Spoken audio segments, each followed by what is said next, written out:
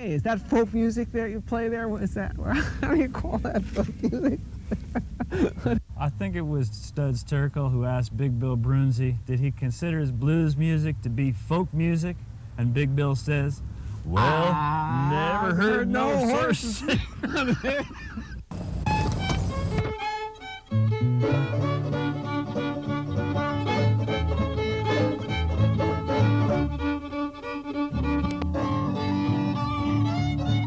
Ding shoo bob shooby doo doo booby doo dow.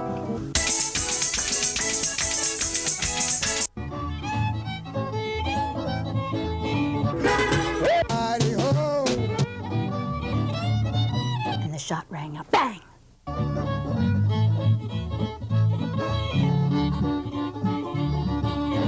Hot dog! Don't hesitate! It could be your ticket to a new tomorrow!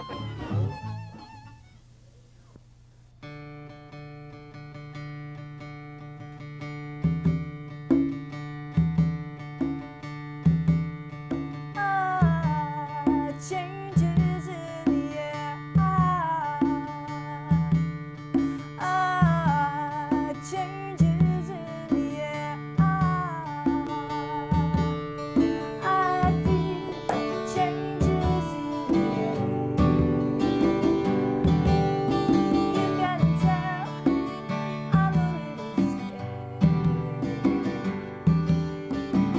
I got used to sunny weather.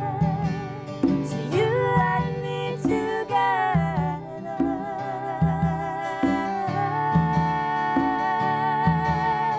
I hear wind high in the trees. I see original leaves. And as the fire smolders, the days grow colder.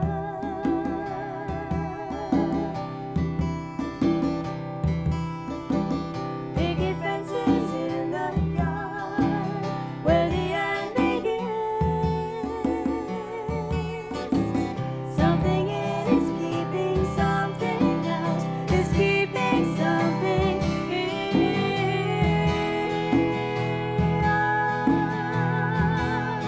down in every seed must fall.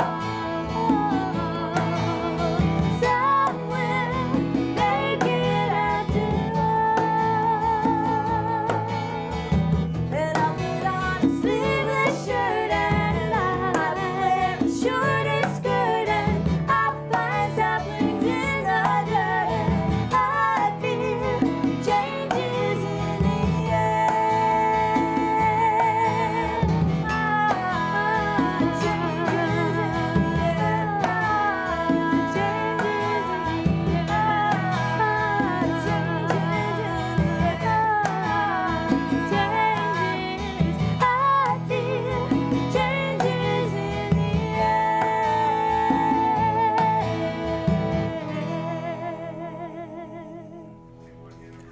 Aha! All right. Thank you. We're on Horses Sing None of It, folks. My name is Ralph Litwin. Howdy.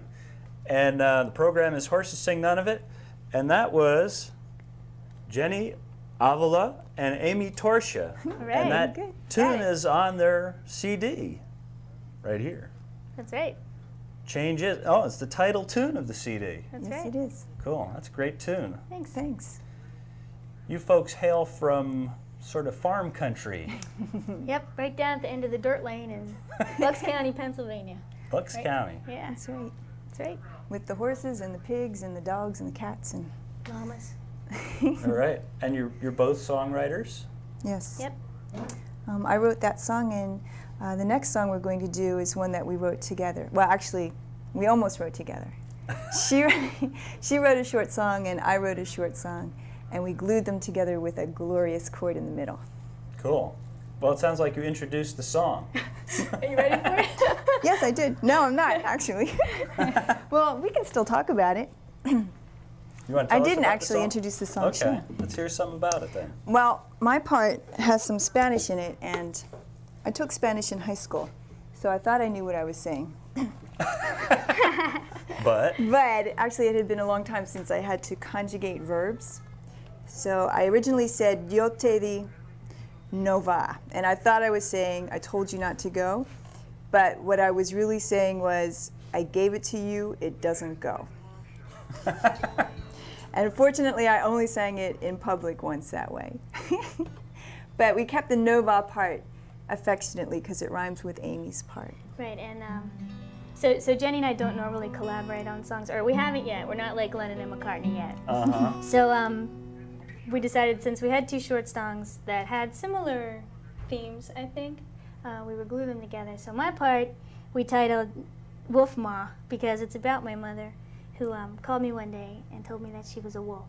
So I said, okay, all right. I hung up the phone and immediately had a panic attack, and then ran home and wrote this song. So it's called Nova, Nova, Wolf Ma. You ready for this? yeah. Okay, let's go.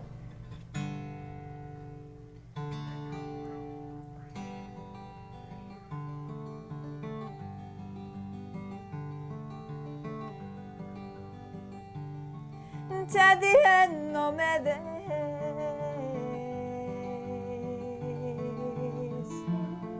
Oh, please don't go. Ahora estoy sola.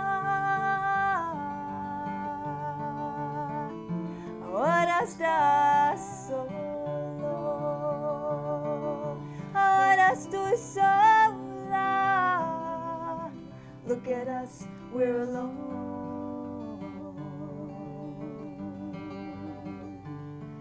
I'm beating my head against a wall, against your heart, against the wind. I'm trying to change you, to change me too, but it's too hard, and your defense almost makes sense. Promises are porcelain, you say. They break like bones, dry up and blow away.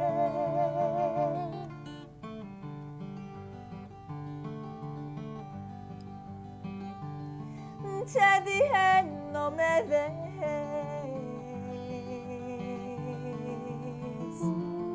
Oh, please don't go. Ahora estoy sola. Ahora estás solo. Ahora estoy sola. Ahora estás solo. Look at us, we're alone.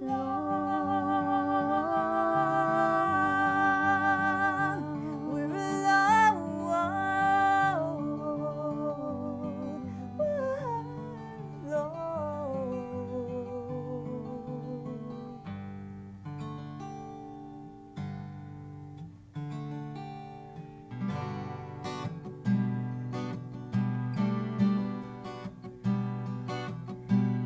Ooh.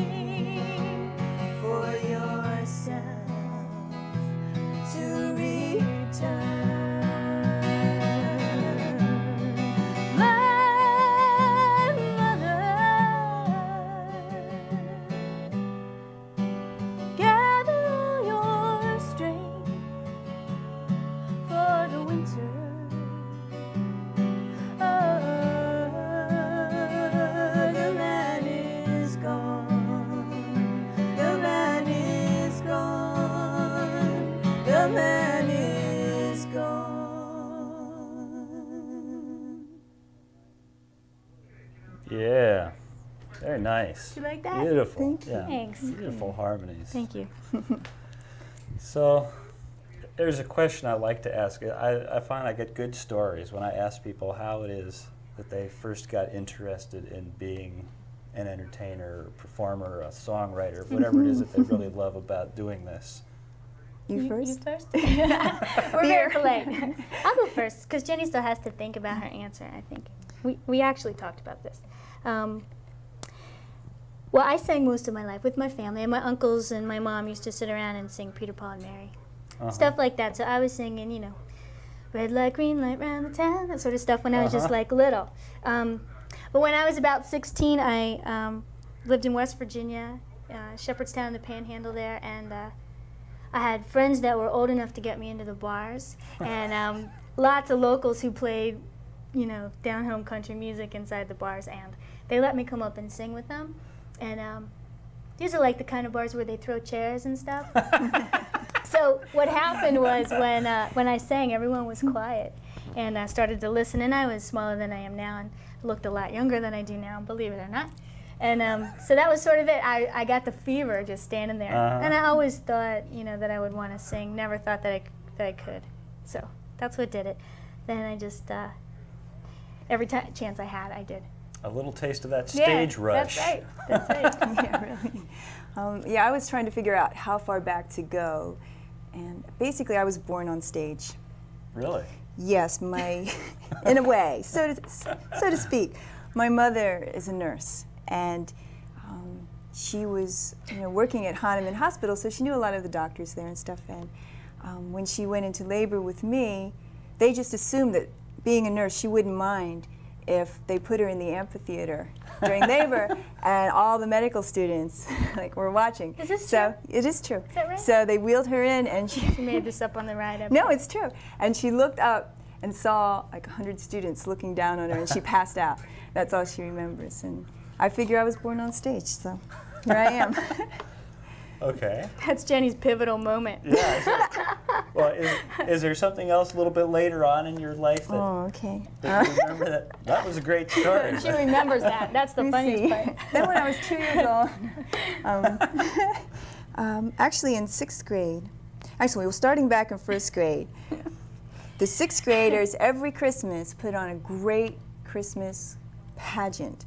And they would dress up in, you know, choir robes and carry candles in through the back of the theater, and they'd come up and sing all these gorgeous Christmas carols. And that's all I wanted to do that was my goal for 6th grade, was I was going to be in that choir. And so I went and tried out for it in 6th grade, and I didn't make it. And I was really No, depressed. that's so sad. I know. That's all I wanted to do. I didn't even care about being in the choir that much. I just wanted to be in the show. Just wanted to be beautiful up there singing these songs. So actually I got really lucky, and one of the girls in the show was Jewish, and her parents at the last minute decided that there were no Jewish songs in the program, so they weren't going to let her be in it. And I was the alternate. So I quick learned all the harmonies to all these Christmas songs by myself in the closet, you know, for like 3 days before the show, and I got to be in it, and that made me really happy. All right. We should let people know how they can get in touch with you if they want to find out where you're playing, how to get a hold of your CD. Okay. They're showing, yeah. Let them show the name while they're showing your picture on the TV. Okay. Oh, Yeah, they're we do. showing Oh, us, and yeah. our address is right there. They can give us a write. They can write to you. Yeah, they okay. can. P.O. Box 56. Holicong. Right. Holicong. It's an Indian word. People never know what I'm saying. Yeah, that's good. Yeah. Do you know what it means? Nope. It probably Holicong. means where to write to Amy and Jenny in Pennsylvania. So Great. there. So to get on your mailing list or find out how to get your CD, anything like that. That's right. Yeah, we religiously send out our mailing list about every month or month and a half. And we have a CD coming up too. We're going to be putting one out soon, a live one. So that's also important. Great. Do you Yep. have a title for it yet? Yep. What's it going to be? Jennie, Avila, and Amy Torchia live at Godfrey Daniels. All right. Which is, you know, Great place to the play. great place. Yep. Yeah. Okay, we're going to take us a little break for an announcement now, and we'll be back in 1 minute with Horses Sing None of It. Amy Torchia and Jennie Avila. Thanks. It takes so little to save our rivers and oceans for future generations. If we use less toxic household cleaners, we protect a little. Fewer lawn care chemicals, a little more. And recycling used motor oil gains us so much. In fact, there are many things we can do in our everyday lives that can help stop water pollution forever. Clean water. If we all do a little, we can do a lot. Brought to you by the Natural Resources Defense Council and the Ad Councils of the U.S. and Japan.